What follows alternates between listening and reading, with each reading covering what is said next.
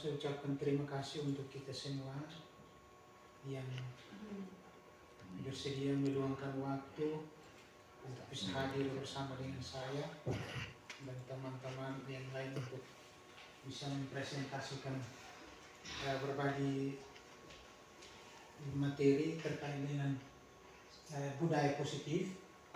Ini merupakan salah satu materi yang ada di program pendidikan guru penggerak, dan ini merupakan hal yang paling utama yang perlu kita lakukan di sekolah. Nah, yang selama ini kita lakukan mungkin ada betulnya, ada kelirunya. Nanti sebentar kita akan sama-sama bahas di dalam materi ini.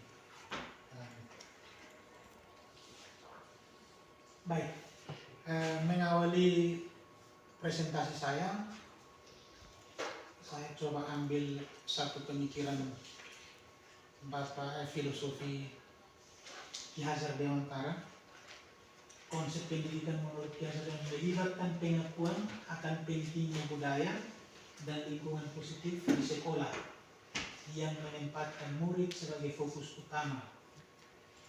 Dalam konsep Ki Hajar Dewantara, pendidikan bukan hanya tentang transfer pengetahuan, tetapi juga mencakup pembentukan karakter dan pengembangan potensi setiap murid.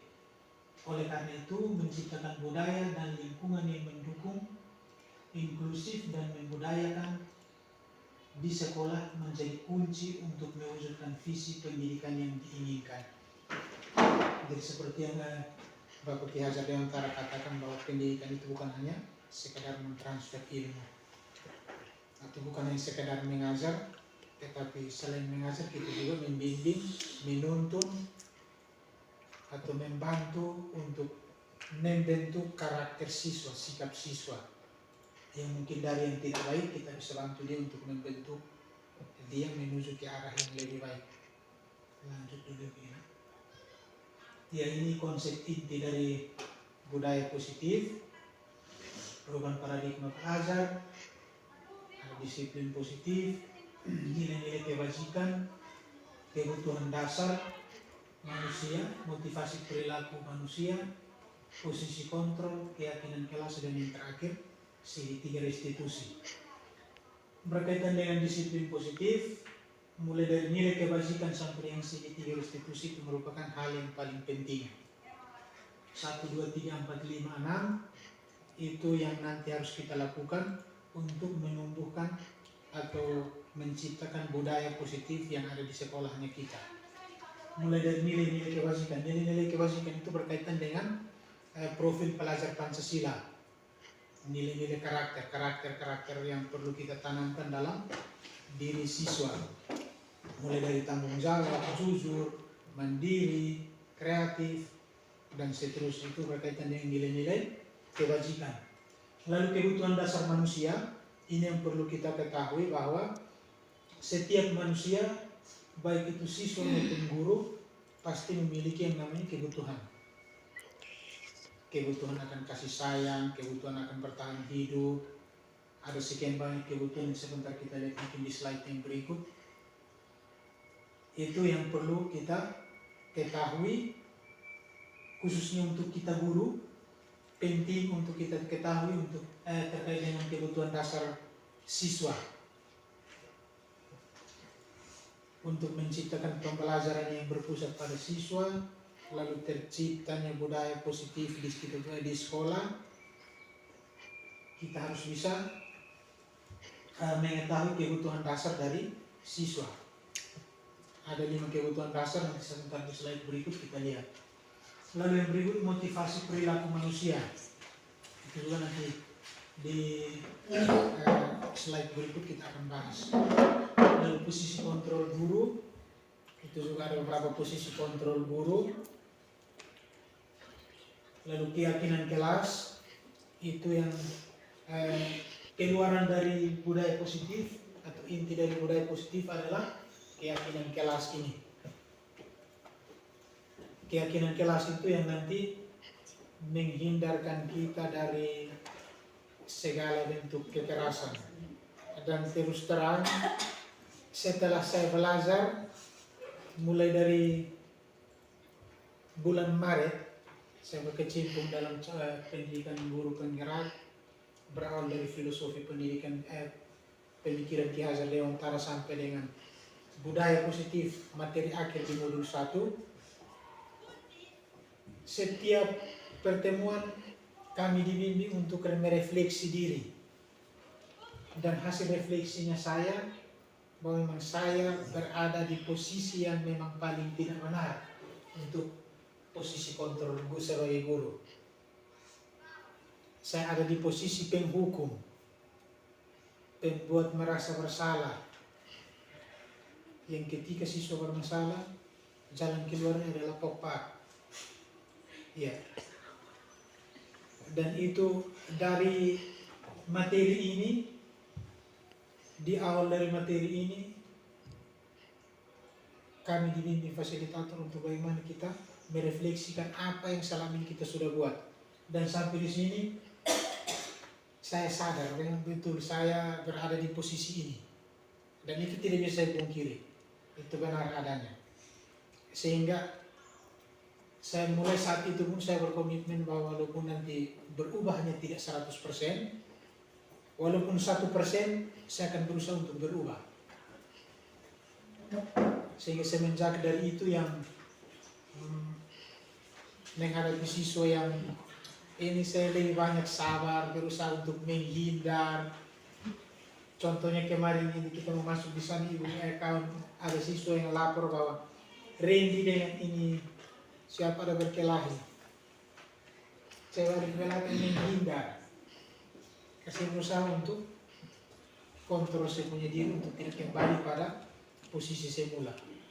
Itu terkait dengan posisi kontrol.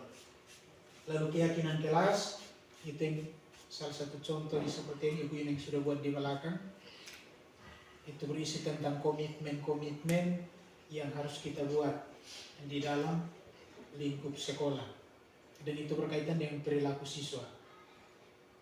Nanti ini model kalimat keyakinan kelasnya seperti apa, nanti sebentar kemungkinan besar kita bahas. Lalu yang terakhir segitiga restitusi, ini juga merupakan tantangan untuk saya. Dari posisi kontrol penghukum, sulit bagi saya untuk menjalankan yang namanya segitiga restitusi. Karena di segitiga restitusi, saya dipaksakan untuk harus bisa menyelesaikan masalah dalam kepala dingin dan berbicara selembut mungkin, walaupun dalam keadaan posisi marah atau emosi, tapi kita harus bisa mengelola kita punya emosi untuk berbicara dengan siswa yang sementara bermasalah ini, tidak terkesan bahwa kita benci dia, atau tidak terkesan bahwa kita buat dia merasa terpuruk, merasa bersalah. Maka saya bilang di segitiga restitusi itu tantangan besar untuk saya. Tetap mudah-mudahan nanti saya bisa. Untuk sementara lanjut. Ya, ini seperti yang tadi saya bilang terkait dengan nilai-nilai kebajikan. Itu berkaitan dengan 6 profil pelajar Pancasila. Lalu yang di dalamnya ada elemen dan sub-elemen. Terkait dengan definisi profil pelajar Pancasila ini, saya pikir Bapak Ibu semua sudah mengerti, karena itu kita sudah bahas beberapa kali yang lalu. Lanjut ini. Iya. Budaya positif merupakan perwujudan dan nilai-nilai kebajikan atau keyakinan universal yang diterapkan di sekolah. Jadi nilai-nilai kebajikan seperti yang tadi sempat saya gambarkan, bahwa ada jujur, bertanggung jawab, mandiri, disiplin. Nah, berbicara tentang nilai-nilai kebajikan ini juga, kemarin saya juga dibimbing untuk merefleksi diri, dan saya banyak temukan saya punya kekurangan, mulai dari tidak disiplin waktu, tidak komitmen dengan tugas dan tanggung jawab yang saya dapat, Dan di akhir dari saya punya refleksi, satu kalimat yang saya tutup bahwa sebagai manusia tidak ada yang sempurna. Kalaupun kita unggul di disiplin, tetapi mungkin kita punya lemah di bidang yang lain. Kita unggul di bidang yang lain, tapi mungkin kita punya kelemahan di bidang-bidang tertentu. Sehingga itu yang kalimat itu yang menjadi motivasi untuk saya untuk terus memperbaiki diri. Karena di budaya positif kita tidak diajarkan untuk atau tidak dibimbing untuk harus merasa pesimis, tetapi kita harus tetap optimis dengan keadaannya kita. Entah apapun itu kita punya keadaan, kita harus merasa optimis. Dan itu yang harus kita lakukan atau kita terapkan ke siswa-siswanya kita. Sehingga kemarin sempat saya dengan Ibu Ina dan Ibu Gina berbicara berkaitan dengan disiplin positif, selain keyakinan kelas yang kita sudah buat. Nanti tahun ajaran baru perlahan-lahan kita akan mulai menerapkan keyakinan-keyakinan kelas itu, lalu budaya-budaya positif yang harus kita buat di tahun ajaran baru. Mudah-mudahan kita bisa berkolaborasi, bisa bersama-sama untuk membangun semua. Walaupun hanya berubah 1% tidak apa-apa. Intinya bahwa kita punya kemauan. Dan berkaitan dengan karakter, sempat kemarin beberapa hari lalu saya bertukar pikiran dengan fasilitatornya kami. Sempat saya keluhkan bahwa Bapak berkaitan dengan karakter ini susah. Kami orang Kefa ini kalau tidak pakai keras sedikit agak susah. Tetapi waktu balas dia bilang untuk karakter tidak mudah kita rubah pribadi seseorang, tidak mudah. Itu sudah jadi dia punya ciri khas. Itu sudah ciri khas. Tugasnya kita hanya membimbing. Tugasnya kita hanya membimbing, menuntun dia untuk bisa dia sendiri yang menyadari dia punya kesalahan. Nah saya bilang kalau dia sendiri menyadari dia punya kesalahan, itu sangat tidak mungkin. Tetapi Pak Fasilitator bilang begini, hari ini Pak bimbing dia, Pak tuntun dia tidak berubah, Pak jangan kecewa. Karena untuk merubah karakter seseorang butuh waktu yang panjang. Kita bimbing dia di SMP, bisa saja dia sampai di SMA atau di kuliah, baru dia berubah. Tidak mungkin kita bimbing dia sekarang, dia berubah sekarang. Maka dari jawaban Pak Fasilitator, saya merefleksi, berarti selama ini yang saya lakukan yang main tumbuk-tumbuk, main pukul-pukul, itu tidak bisa merubah karakternya siswa atau pribadi siswa. Karena yang diharapkan adalah motivasi intrinsik, bukan motivasi ekstrinsik.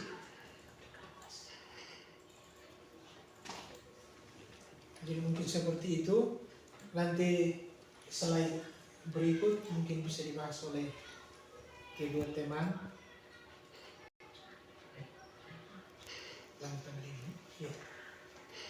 Ya ini seperti yang tadi saya bilang, nilai-nilai kebajikan. Sifat-sifat positif manusia yang merupakan tujuan mulia yang ingin dicapai secara setiap individu.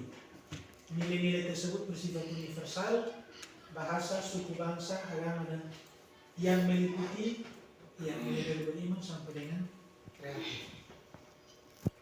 Seperti yang tadi saya sampaikan bahwa nilai kebajikan itu berkaitan erat dengan profil pelajar Pancasila. Ada profil pelajar Pancasila, lalu elemennya dan sub-elemennya.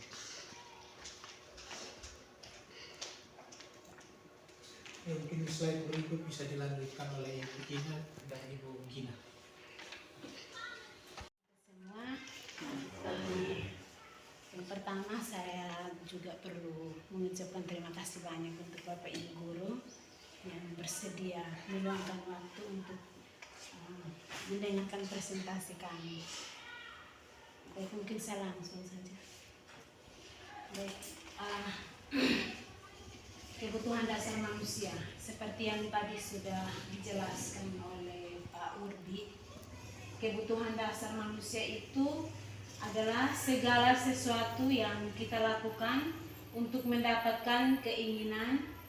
Seluruh tindakan yang kita lakukan memiliki tujuan tertentu, dan semua usaha terbaik yang kita lakukan adalah dalam rangka agar kebutuhan dasar kita terpenuhi dengan baik. Jadi seperti yang tadi sudah dijelaskan, kita guru dan siswa itu memiliki kebutuhan dasar. Nah, kebutuhan dasar itu meliputi beberapa poin di sini. Yang pertama itu bertahan hidup. Bertahan hidup ini dia meliputi beberapa poin. Yang pertama itu makanan. Makanan itu bisa membuat kita bertahan hidup. Yang berikut pakaian. Yang berikut tempat tinggal, keamanan dan kesehatan. Dan ini semua kita butuhkan, baik itu siswa maupun guru. Yang berikut, kebutuhan dasar yang berikut itu kasih sayang dan rasa terima. Itu dia meliputi rasa diterima. Contoh seperti yang kita biasa lakukan di kelas. Ketika siswa dia membuat kesalahan, kita guru tidak mendengar apa alasannya, atau kita tidak mendengar siswa dia masalahnya itu karena apa. Seperti yang tadi Pak Urbi jelaskan, kita langsung ambil tindakan. Kau ini kenapa? Terkadang kita tidak tahu kalau siswa itu dia memiliki perasaan, ini Pak guru ini bagaimana. Kadang ada siswa tertentu yang dia perlakukan dengan baik. Ada siswa yang dia tidak perlakukan dengan baik. Nah, dari contoh seperti ini, kita temukan bahwa terkadang siswa juga memiliki rasa bahwa kita tidak pernah terima mereka punya kehadiran. Yang berikut, poin kasih sayang dan rasa terima yang berikut, dipedulikan. Ini juga contoh yang kadang kita temukan di sekolah. Yang berikut, penguasaan. Penguasaan ini meliputi harga diri, keinginan untuk dianggap, memimpin dan berprestasi. Yang berikut, kebebasan. Kebebasan ini meliputi memiliki pilihan. Yang berikut, mandiri.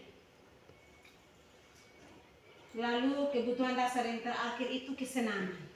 Kesenangan ini meliputi bermain, humor dan tertawa. Nah, terkadang kita masa-masa seperti siswa yang umur SMP ini, dia juga memiliki waktu untuk bermain. Nah, terkadang kita guru juga menekan siswa. Padahal itu termasuk kebutuhan dasar manusia. Yang berikut, motivasi perilaku manusia. Ini dia dibagi menjadi dua motivasi, yaitu motivasi ekstrinsik. Yang pertama itu untuk menghindari ketidaknyamanan atau hukuman, untuk mendapatkan imbalan atau penghargaan orang lain. Yang berikut, motivasi intrinsik atau motivasi dari dalam diri sendiri, untuk menjadi orang yang diinginkan dan menghargai diri sendiri dengan nilai-nilai yang dipercaya. Yang berikut, 5 posisi kontrol guru. Ini di sini ada penghukum, pembuat merasa bersalah, pemantau, teman, dan manajer.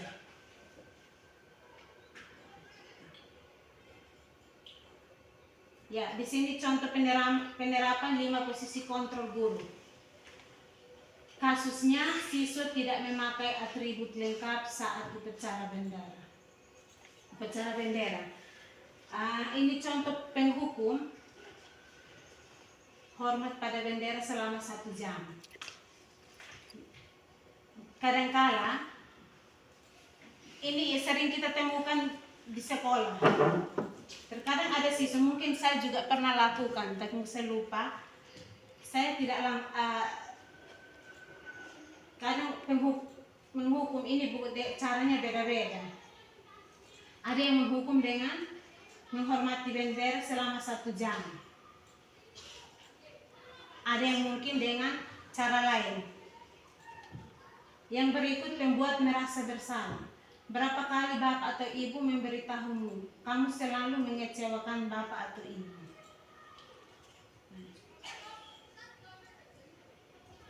Lalu yang berikut teman. Ini contoh. Ayo ikuti aturan sekolah. Tolong bantu ibu atau bapak ya sekali ini. Ya sudah, tidak apa-apa. Lain kali jangan sampai berbuat lagi. Pemantau. Kamu sudah melanggar peraturan sekolah. Kamu tahu konsekuensinya. Setelah pulang sekolah, kamu beli atributnya dan jangan ulangi lagi. Manajer. Apakah kamu tahu kesalahanmu? Kira-kira bagaimana kamu memperbaiki kesalahanmu? Dan ini biasanya kita sering temukan di kita punya sekolah. Saya rasa ini semua bapak ibu guru sering lakukan ini.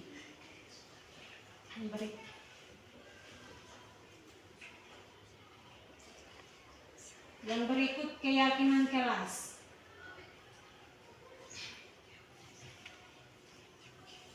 Baik, mungkin slide yang ini Ibu Gina yang membacanya. Kesempatan berikut silahkan.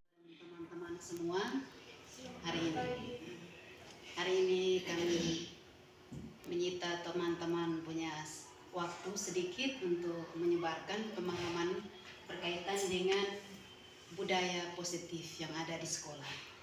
Dan saya akan membawakan materi dengan keyakinan kelas.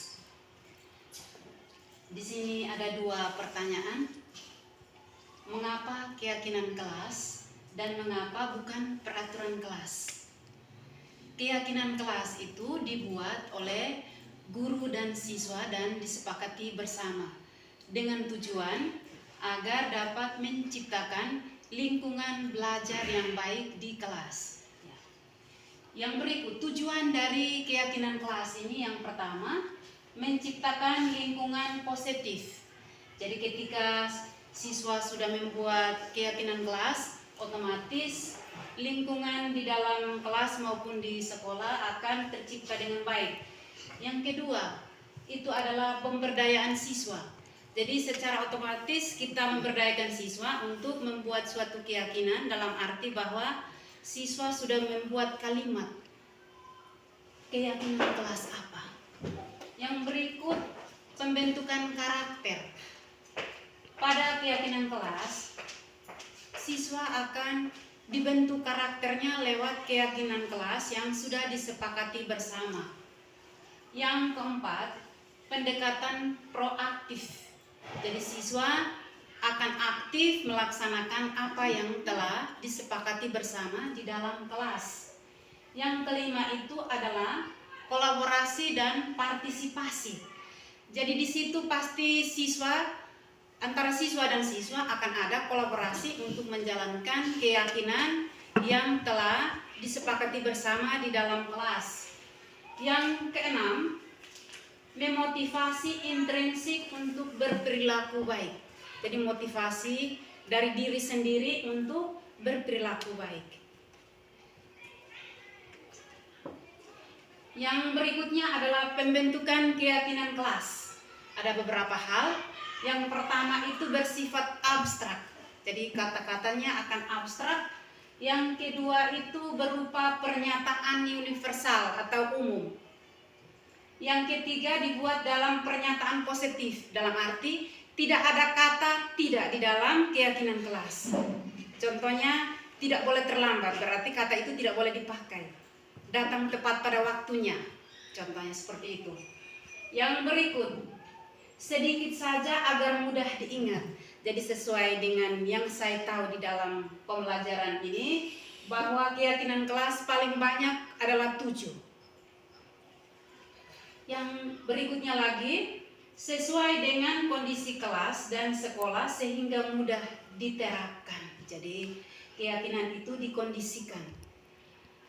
Yang terakhir di sini, semua warga sekolah atau warga kelas dilibatkan saat membuat keyakinan kelas. Jadi bukan hanya guru yang membuat, tetapi semua siswa dilibatkan sehingga semua dapat melaksanakannya karena telah sepakat akan melakukan keyakinan kelas tersebut. Yang berikut di sini adalah segitiga restitusi. Segitiga restitusi ini adalah suatu proses dialog yang dijalankan oleh guru agar dapat menghasilkan murid yang mandiri dan bertanggung jawab. Jadi ini adalah salah satu proses untuk menyelesaikan masalah yang ada di sekolah. Adapun tahapannya, yang pertama menstabilkan identitas, yang kedua validasi tindakan yang salah, dan yang ketiga menanyakan keyakinan. Untuk penjelasannya berada pada slide yang berikut. Yang pertama, untuk tahapan yang pertama, menstabilkan identitas. Berdasarkan prinsip membuat kesalahan adalah bagian dari proses pembelajaran. Jadi kalau siswa salah, berarti itu adalah suatu pembelajaran agar dapat diperbaiki oleh guru. Contoh pernyataan untuk menstabilkan identitas siswa, yaitu kita akan mengatakan, jadi sebagai guru kita akan mengatakan bahwa berbuat salah itu wajar. Jadi bukan luar biasa ketika siswa itu melakukan kesalahan di sekolah. Yang berikut, tidak ada manusia yang sempurna. Jadi jangan sampai siswa salah kita langsung pukul, tetapi kita tidak pernah berpikir bahwa tidak ada manusia yang sempurna. Semuanya pasti ada kesalahan. Yang berikut, bapak atau ibu tidak mau mencari siapa yang salah, tapi kita mencari solusi dari permasalahan. Jadi di sini semua permasalahan yang ada di sekolah kita akan mencari solusi dan menyelesaikan bersama.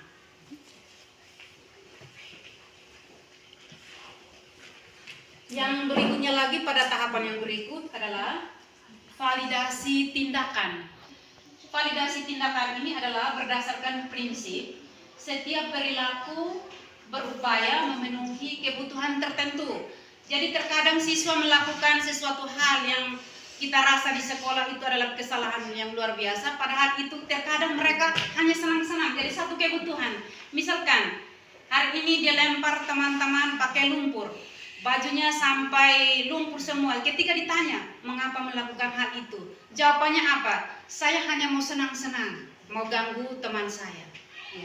Jadi contoh pernyataan validasi tindakannya yang ada di sini, kamu pasti punya alasan mengapa melakukan hal itu.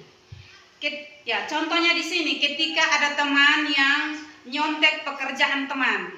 Jadi teman yang punya buku itu misalkan atau pekerjaannya, dia marah. Tetapi teman yang satu lagi pasti mengatakan bahwa tadi saya sedikit nyontek karena memang saya tidak tahu, tapi teman itu mempertahankan bahwa saya capek-capek mengerjakan pekerjaan kok hanya dinyontek begitu saja. Ya. Yang berikut satu pernyataan dari guru bahwa padahal kamu bisa melakukan lebih buruk dari ini. Misalkan ada teman yang melakukan hal yang tadi saya katakan menyontek, guru bisa mengatakan jangan sampai sebentar kamu melakukan hal yang lebih buruk dari ini. Ya. Satu pernyataan yang berikut, kamu melakukannya karena mempertahankan sesuatu yang penting bagimu. Jadi ketika ada teman yang nyontek tadi saya katakan bahwa teman itu mengatakan bahwa saya capek-capek mengerjakan kok dinyontek begitu saja. Berarti dia mempertahankan apa yang dia miliki. Ya. Yang berikut, pada tahapan yang berikut itu adalah menanyakan keyakinan kelas. Guru akan menanyakan keyakinan kelas. keyakinan kelas apa yang kamu langgar? Seperti tadi yang saya katakan. Keyakinan misalkan kalau teman kita memukul teman, berarti kalau siswa memukul temannya, berarti keyakinan yang dilanggar adalah saling menghormati. Yang terakhir di sini, yang penutup dari materi ini, yaitu dalam penerapan program disiplin positif, hendaknya guru memiliki standar kepribadian profesional dan sosial yang baik, di mana guru mampu merefleksi dirinya dalam posisi kontrol saat ini. Bagaimana perjalanan dirinya sebagai manajer yang menuntun murid-muridnya menjadi insan yang mandiri, merdeka, dan bertanggung jawab. Jadi Bapak Ibu semua, kita diajak dalam pembelajaran disiplin positif ini, guru harus menjadi posisi manajer. Jadi ketika ada siswa yang melakukan kesalahan, posisi guru adalah manajer. Berarti menyelesaikan masalah, mencari solusi terbaik agar mengembalikan kondisi seperti semula. Mungkin itu dari saya. Sekian dan terima kasih.